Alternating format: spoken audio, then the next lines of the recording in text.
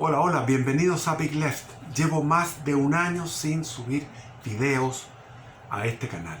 Espero que les llegue a ustedes porque si uno no está subiendo constantemente videos es difícil que les llegue. No sé a cuántas personas les va a llegar este video. He estado en este silencio, pero escuchando a Alexis López Tapia sobre los desafíos que hay en este año, que este año es un año de mucha lucha cultural contra las mentiras de la izquierda, me sentí interpelado de que yo también puedo hacer buen contenido histórico. He pasado toda mi vida leyendo, empecé a leer historia a los 8 años, historia de Chile, y después historia universal a los 10, 12, etcétera, 14, y seguí leyendo toda mi vida. He leído historia, filosofía, teología, espiritualidad, etcétera, muchos temas. Me gusta saber muchos temas, pero podría dedicarme a uno de ellos, y esto lo merece. Merece este año que me dedique por Chile a aclarar puntos. Por ejemplo, les voy a mostrar toda esta cantidad de libros. Es lo que he leído yo en 4 meses. 4 meses, los últimos 4 meses, todos estos libros. Es el ritmo de lectura, ahí está. Ese es el ritmo de lectura que estoy teniendo. Este es el ritmo de lectura que tengo hace 4 meses. Eso es. Entonces, y he leído de toda mi vida. Entonces, soy casi un enfermo de la lectura. Y es difícil transmitir la lectura porque los resúmenes son muy pobres. Ahora en YouTube uno hace resúmenes. YouTube es resumen. La gente está sin tiempo. Y yo he tenido tiempo para leer todo esto. Por ejemplo, Camino Recorrido, un tomo.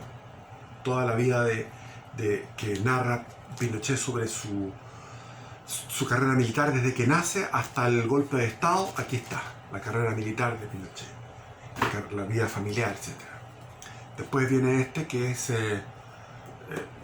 los 2 o 3 primeros años del gobierno. Después viene este otro, Camino Recorrido.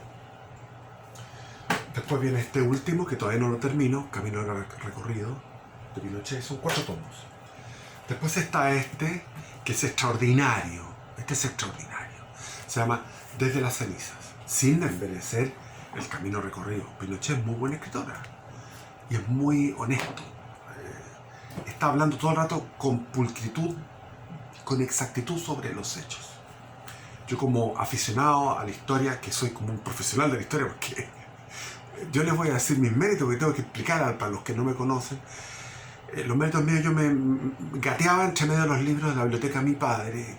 Mi padre tenía una tremenda biblioteca y empecé a rayarme con los libros, a leer hasta el día de hoy. Y he podido hablar con personas de doctorados en historia de igual a igual. Por ejemplo, la otra vez que fui a la escuela militar estuve con un profesor de estrategia militar y empezamos a hablar de ciertos hechos históricos militares, y era una conversación de dos camaradas del tema de la historia militar. Bueno, este es extraordinario porque es de un norteamericano. O sea, un norteamericano tenía que escribir sobre la historia de Chile bien. Se llama Desde las cenizas, James Whelan, no sé, Whelan. Este es un periodista que vivió en Chile, un periodista norteamericano. Ahí está, no sé si se verá al revés en el video. Son 1100 páginas sin desperdicio. Aquí, por ejemplo, en el fondo, cuando tú lees esto, dices, escucha, estoy en un país loco, en un país demente. Porque desde el año 1924, ya llevamos más de casi 100 años, más, o sea, ya estamos cumpliendo 100 años de locura politiquera.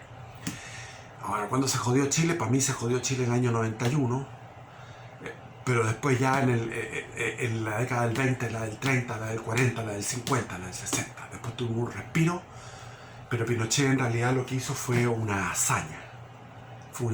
Llevar el timón de este barco, lleno de gente loca adentro, tripulantes locos, con muy pocos recursos, con muy pocos recursos frente a un mundo hostil, frente a un Estados Unidos hostil. Estados Unidos hostil, todo el rato. En contraposición a lo que dice la izquierda, que el golpe fue hecho por la CIA, que el golpe fue hecho por los chilenos. El pronunciamiento, golpe, como quieran llamarlo. Entonces, es muy interesante. Muestra la porquería vomitiva del gobierno de Eduardo Frei Montalva, que eso no se dice, porque el gobierno de Eduardo Frei Montalva fueron 6 años podridos de la historia de Chile, donde se le abrió la puerta al marxismo. Y después otros libros más, que Historia de Chile, de Jaime Izaguirre, etc. Por ejemplo, esta es una novelista cubana muy buena, se llama Zoé Valdés, La vida cotidiana, estupendo. La vida cotidiana en la isla de Cuba. Semblanzas literarias de la colonia. Esto es extraordinario, este es un libro exquisito, pero lo escribe este hombre. No sale la foto, aquí está la foto, espérate. Este gallo se llama Eduardo Solar Correa, que murió a los 40 años. Eduardo Solar Correa. Tiene una pluma maravillosa. Aquí se va viendo todo lo que era el tratamiento que daban a los indígenas, los españoles, que era un tratamiento de extraordinaria bondad. Extraordinaria bondad. Pero bueno, igual historia de Jaime Izaguirre, aquí se rompe con el mito de la leyenda negra española y se explica aquí cómo eran las instituciones que gobernaban Chile en esa época del Imperio Español. Después leí esta novela, Narciso Gulmundo, la volví a releer, porque releer es muy, de Germán Gess, es muy rico releer. Bueno, entonces lo que quiero es eso, empezar a leer o tratar de leer, por ejemplo, no sé cómo lo puedo hacer, leer un capítulo y darlo de forma oral, como estoy hablando ahora, o leerlo simplemente, porque es que no hay desperdicio en los datos que hay. Ahora, esto es para horas de horas de horas. El proyecto es poder tirarse con media hora de lectura, porque en un video, el celular no da más para que media hora. Entonces media hora leyendo, y eso se sube. Leyendo, analizando, siempre surgen ideas propias, también está la experiencia mía, lo que recuerdo de aquellos tiempos. Y cuando leía a este James Whalen, este libro, lo leía y aparecen muchos nombres que eran familiares porque uno los escuchaba por la radio o lo conversaban de muchos personajes. Es un enjambre de personajes políticos y personajes periodísticos, intelectuales, etcétera, que estaban en Chile en aquellos tiempos. Entonces, hay mucho que entregar de un contenido histórico, porque yo creo que hay que aclarar los hechos, hay muchísimos mitos. Es como cuando uno empieza a hablar con cualquier persona y te dice, no, es que los peores que llegaron a Chile, a América, eran España mandaba puros presos. ¿Cómo dicen eso? Yo lo escuché mucho tiempo eso, desde niño, que escuchaba ese mito de los presos o los delincuentes que mandaba España para América. Y ese mito, siendo yo de izquierda y estando estudiando en la Universidad de Chile el año 85, lo que hice fue hacer un trabajo voluntario que fue calificado con un 7, que fue una investigación histórica sobre cuál era el carácter social y cultural de los españoles que llegaron a América. Y era al revés de lo que dice el mito. O sea, había una selección en el Consejo de Indias, en Sevilla, en La Coruña, en Cádiz. Había una selección de los que iban a llegar a América. No quería que fuera cualquiera, porque se quería llevar lo mejor de España a América. Entonces, eso fue un trabajo que hice. Como les digo, me saqué un 7 con profesores de izquierda, yo era de izquierda, y era profesora de izquierda en la Universidad de Chile, y fue bien, fue una investigación interesante, y que va contra el mito de la gente. Entonces la gente está hablando mitos, como por ejemplo que los norteamericanos fueron los que hicieron el golpe, cuando el que sufrió los mayores rigores del imperialismo yanqui fue el gobierno de Pinochet, el que sufrió los mayores rigores, el mayor ataque del imperialismo yanqui, no solamente de él, sino que toda Europa, de la Europa que en aquellos tiempos estaba los que pertenecían a la OTAN, la Europa Occidental, Inglaterra, Francia, Alemania, España, Italia, todos esos países que estaban en contra del pacto de Varsovia, en contra del comunismo en el fondo, estaban en contra del gobierno de Pinochet, pero muchísimo. Entonces hubo una campaña, entonces Pinochet tenía todo el bloque del este y tenía al pacto de Varsovia, a la OTAN, a Estados Unidos. Los únicos que no estaban en contra de Pinochet eran los chinos, que eran prácticos, querían hacer negocios. Todavía no existía el capitalismo chino. Los japoneses no se metían, pero todo el resto del mundo en contra. Toda América Latina. México, ¿para qué decir? Bueno, ¿y para qué decir Cuba? ¿Para qué decir Cuba? Entonces, lo que hizo Pinochet fue una hazaña. Fue una hazaña. Realmente es un héroe. Pinochet es un héroe. Es un héroe y hay algunos en los canales patriotas que hablan estupideces y no quiero nombrarlos para no darle publicidad. Yo por mi parte, lo que yo he pensado ahora actualmente con respecto a lo que es el voto para las elecciones de mayo, he estado en un diálogo interior entre votar por los republicanos, por un candidato republicano a consejero constitucional o por nulidad. Finalmente yo creo que voy a votar nulo, me voy a dar el gusto de votar nulo. He votado toda mi vida desde 1978, desde el plebiscito de 1978. Todas las elecciones he ido a votar. Así que he cumplido con mi voto en todo. Y ahora voy a darme el lujo de votar en nulo. Y seguir al único líder que hay en este momento en Chile, que es Pedro Púl Vargas. Pedro Púl Vargas es el único líder que hay, que está poniendo el pecho a las balas y que tenemos que apoyarlo. Les digo, o sea, la única persona que hay en este momento... Bueno, Alexis López es también muy importante, pero Alexis López no tiene las pretensiones de tomar el poder, pero Pedro Púl es importantísimo. Yo encuentro que es la única carta que tenemos, así que hay que apoyarlo y hay que obedecerlo, joder.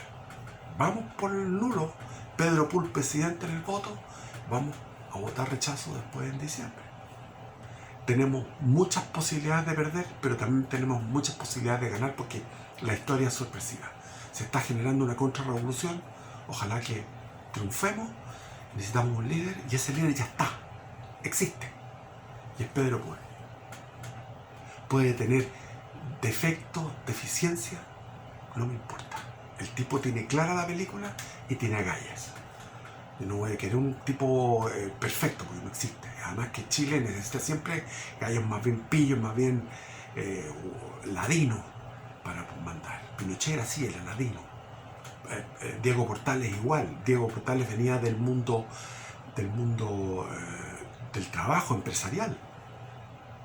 Y porque no podía hacer bien su trabajo con el estanco del tabaco, se dedicó a la política para poder trabajar. En este caso, Pedro Púl ha sido un tipo que desde los 15 años ha trabajado como empresario.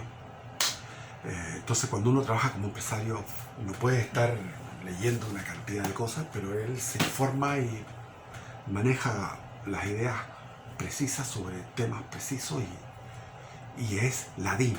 Que para Chile lo que siempre se ha necesitado ya en los tiempos de la colonia, los gobernadores ladinos con carácter y ladinos astutos son los que manejan bien este pueblo chileno, los que pueden conducir el buque. Es así. Y eso le falló a O'Higgins, que no era, le faltaba eso, era muy ingenuo, era muy... O'Higgins, tendríamos que analizar el gobierno de O'Higgins, pero yo pienso que la mejor constitución que hemos tenido en la historia de la República es la constitución de O'Higgins, la provisoria de 1818. O sea, está el director supremo con supremos poderes, tiene tres ministros, y tiene 5 senadores. Eso es todo. Y con eso logramos hacer la Expedición Libertadora al Perú, que fue una obra que para la colonia chilena, para ese lugar más apartado de América, tan pobre, fue una proeza, la Expedición Libertadora al Perú. Con los estándares europeos en la Armada, con Lord Cochrane comandando, con San Martín, con estándares europeos también San Martín, en el ejército, para liberar el Perú. Esa fuerza la obtuvo O'Higgins gracias a esa constitución provisoria de 1818, breve, concisa, y que todos los poderes al director supremo, con 5 senadores, y O'Higgins respetaba la opinión de los 5 senadores. Él los puso, pero respetaba, porque los senadores de repente le decían no, hasta aquí no va. Bueno, ya. Cometió el error de haber hecho en la Expedición Libertadora del Perú lo que era un montón de impuestos, y esos impuestos a la gente se aburrieron, se cansaron y lo botaron del poder a O'Higgins. Pero para mí lo ideal en Chile sería un gobierno de 10 años autoritario que se reelige y después se vuelve a elegir otro con intervención electoral, como lo hacían o sea, sin democracia. Cada 10 años un gobierno autoritario con distintos rostros. Un director supremo y 5 senadores o 10 senadores y punto. Se acabó. Y 3 o 4 o 10, no, máximo 10, yo diría, 5 ministros. Y eso es todo. Estado pequeño, eficiente. Bueno, soñar no cuesta nada. Bendiciones y viva Cristo Rey.